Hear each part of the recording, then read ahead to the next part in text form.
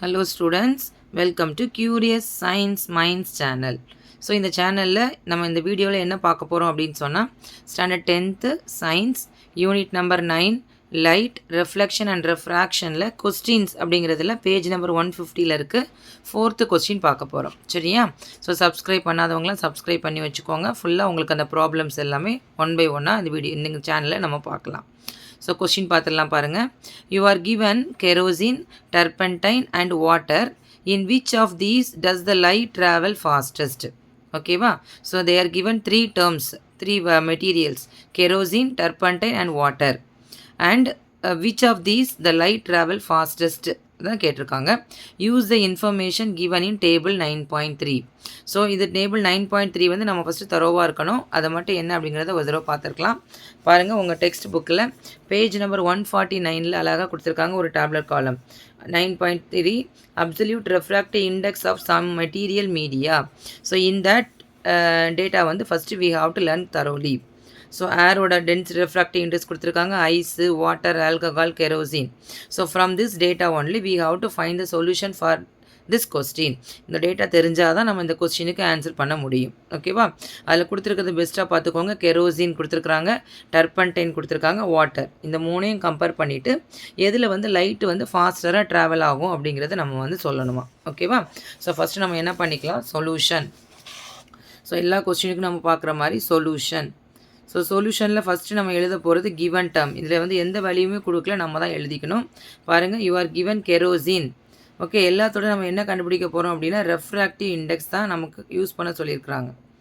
So refractive இண்டெக்ஸ்னால் we know the ratio of speed of light in air by the ratio of speed of light in air by medium. So ஏர்லேருந்து எந்த medium, இப்போ கெரோசின்னா அந்த மீடியத்தோட இதை நம்ம apply பண்ணணும். ஓகேவா? ஸோ பார்த்தீங்கன்னா இப்போ ரெஃப்ராக்டிவ் இண்டெக்ஸ் கால்குலேட் பண்ண போகிறோம். First kerosene. ஸோ கெரோசினோட ரெஃப்ராக்டிவ் இண்டெக்ஸ் நமக்கு தெரியும், இஸ் ஈக்குவல் டு அந்த டேப்லெட் காலத்தில் பார்த்தீங்கன்னா 1.44. ஸோ இது நம்ம தரவை பார்த்து வச்சுக்கணும். அண்ட் நெக்ஸ்ட்டு என்ன கேட்டிருக்காங்க, டர்பைன்.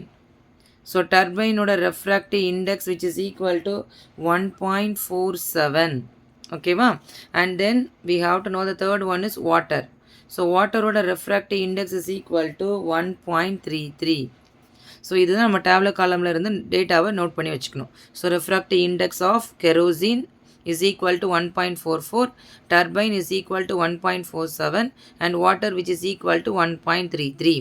ஸோ இந்த டேட்டாவை வச்சு நம்ம என்ன பண்ணணும், in which of these does the light travel fastest, எது ஃபாஸ்ட்டாக ட்ராவல் ஆகும்னு கேட்டிருக்காங்க. ஓகேவா? ஸோ இப்போ நம்ம பார்த்துலாம், இதை கண்டுபிடிக்கிறதுக்கு ஒரு ரூல் நம்ம அப்ளை பண்ணணும். ஸோ என்ன ரூல் அப்படின்னு சொன்னால், இந்த ரூலில் வந்து மெயினாக ஸோ ரெஃப்ராக்டிவ் இண்டெக்ஸ் எதுலலாம் கம்மியாக இருக்கும், விச் மீன்ஸ் அப்போ வந்து லைட் வந்து எப்படி இருக்குமா, லைட் வந்து ஃபாஸ்ட்டாக ட்ராவல் ஆகும். ஏன்னா நம்மளோட ஃபார்முலா பார்த்தீங்கன்னா n refractive index equal to speed of light in air by speed of light in medium.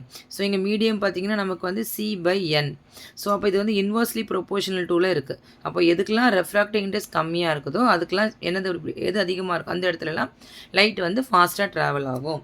So இதில் நம்ம நோட் பண்ண வேண்டிய ரூல் என்ன அப்படின்னா, லோவர் த ரெஃப்ராக்டிவ் இண்டெக்ஸ், நல்லா கவனிச்சுக்கோங்க, லோவர் த ரெஃப்ராக்டிவ் இண்டெக்ஸ் கம்மியாக இருந்துச்சு அப்படின்னு சொன்னால் ஆட்டோமேட்டிக்காக என்ன ஆகும், லைட் வந்து ஃபாஸ்டராக ட்ராவல் ஆகும். So faster, lower the refractive index, faster the light travels, vice versa. இப்போ லைட்டோட ரெஃப்ளெக்ஷன் அதிகமாக இருந்தது, ரெஃப்ராக்டிவ் இண்டெக்ஸ் இஸ் மோர்னா ஆட்டோமேட்டிக்காக என்ன ஆகும், லைட் வந்து ஸ்லோவாக ட்ராவல் ஆகும். அதை எதுவும் மாற்றி போட்டுக்கலாம். லோவராக இருக்கும் போது இது வந்து ஃபாஸ்டர் ஆகும், இது வந்து கம்மியாக லெஸ்ஸாக இருந்ததுன்னா ஆட்டோமேட்டிக்காக இது வந்து மோராக இருக்கும். ஓகேவா? ஸோ இதை பேஸ் பண்ணி பார்த்தீங்கன்னா இதில் வந்து நமக்கு எது ஃபாஸ்டஸ்ட்டாக போகும்னு கேட்டிருக்காங்க. அப்போது நம்ம என்ன கண்டுபிடிக்கணும், எதுக்கு among these which of the following which contains more less refractive index. இப்போ நீங்கள் இதில் பார்த்தீங்கன்னா எதுக்கு ரொம்ப கம்மியாக ரெஃப்ராக்டிவ் இண்டெக்ஸ் பார்த்தீங்கன்னா அதுக்கு வாட்டர். ஸோ கம்பேரிட்டிவ்லி பார்த்தீங்கன்னா இதில் தான் நமக்கு ரொம்ப கம்மியாக இருக்குது, 1.33. ஸோ அப்போ அதோட ஆன்சர் என்ன அப்படின்னு சொன்னால் water. which one has less density, which medium the light travel fastest na water. So the answer is water has the lowest refractive index. Water has the lowest refractive index. So the light travels faster Light travels faster in water. That's all. Clear? Can you understand, children? So ஒரே ஒரு condition தான், அந்த value தெரியணும், அதுக்கப்புறம் நம்ம compare பண்ணணும், rule apply பண்ணிக்கணும். Refractive index கம்மியாக இருந்ததுன்னா லைட் வந்து ஃபாஸ்ட்டாக போகும். ஏன்னா நம்மளோட formula as per that refractive index இது இன்வர்ஸ்லி ப்ரொபோர்ஷனலில் இருக்கிறதுனால இது கம்மியாச்சுன்னு இது ஆட்டோமேட்டிக்காக அதிகமாகும். ஓகேவா? So the answer will be water. The refractive index of water is 1.33. Clear, children?